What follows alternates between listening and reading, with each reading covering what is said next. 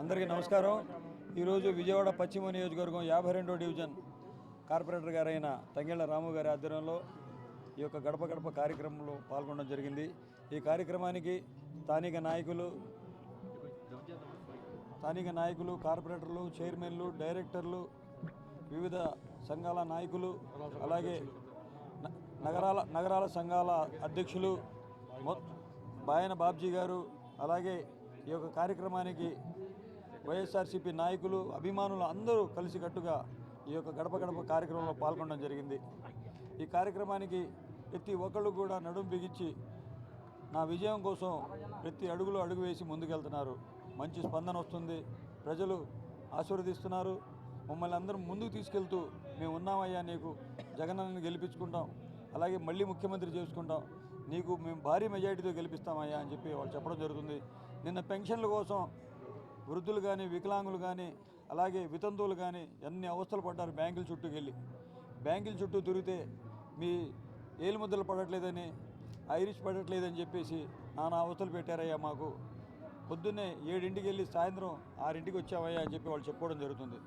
మరి ఇంతమందిని ఇబ్బంది పెట్టి, వృద్ధుల్ని ఇబ్బంది పెట్టి, అలాగే వికలాంగులను ఇబ్బంది పెట్టి ఏం సాధిద్దాం అనుకుంటున్నాడు చంద్రబాబు నాయుడు, అలాగే పవన్ కళ్యాణ్. మేము ఒకటే అడుగుతున్నాం, వాళ్ళ ఇంటి వద్దకే వెళ్ళి పెన్షన్ ఇస్తుంటే ఓర్వలేక కావాలని చెప్పేసి దురుద్దేశంతో ఇంతమందిని ఇబ్బంది పెడుతున్నాడు. మరి మీరందరూ గ్రహించుకోవాలి, ఈ కావాలని చెప్పేసి దురుద్దేశం చేస్తున్న ఈ పన్నాగం ఏది, దీనికి ఒక మాయకూటమిగా ఏర్పడి నానా రకాలుగా ప్రజల్ని ఇబ్బంది పెడుతున్నారు. మరి ఈ మాయకూటమి వచ్చి మీ దగ్గర ఓట్లు అడుగుతున్నారు. ఏం సాధించారని చెప్పి, ఏం అభివృద్ధి చేశారని చెప్పేసి వాళ్ళు ఓట్లు అడుగుతున్నారు. అభివృద్ధి చేసిందల్లా వైఎస్ఆర్ కాంగ్రెస్ పార్టీ. అలాగే ఎవరైతే వృద్ధులు ఉన్నారో వాళ్ళకి ఆరోగ్య సురక్ష కింద, జగనన్న ఆరోగ్య సురక్ష కింద ఇంటి వద్దకే వైద్యం అందించే విధంగా, అలాగే వాళ్ళకి ఇంటి వద్దకే సంక్షేమ పథకాలు ఇచ్చే విధంగా, 1వ తారీఖుకే పెన్షన్ ఇచ్చే విధంగా అన్ని విధాలుగా అమ్మఒడి కూడా మేనిఫెస్టోలో 2000 రూపాయలు పెంచడం జరిగింది. అలాగే అనేక పథకాల మీద పెంచుకుంటూ జగనన్న మంచి మేనిఫెస్టో రిలీజ్ చేశారు. అలాగే తెలుగుదేశం వాళ్ళు కూడా మేనిఫెస్టో రిలీజ్ చేశారు.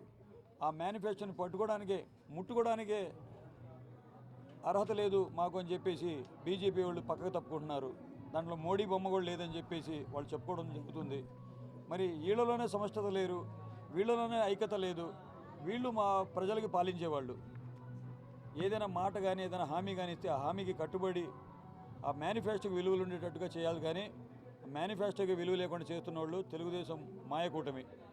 మరి మీరు అందరూ గ్రహించండి, నిత్యం ప్రజల్లో ఉంటా, ప్రజా సమస్యలు తెలుసుకుని ముందుకెళ్తా, ఏ ఒక్క హామీ కూడా నెరవేర్చిన వాళ్ళు మీ ముందుకు వస్తున్నారు మాయ మాటలు, మాయ హామీలు ఇవ్వడానికి.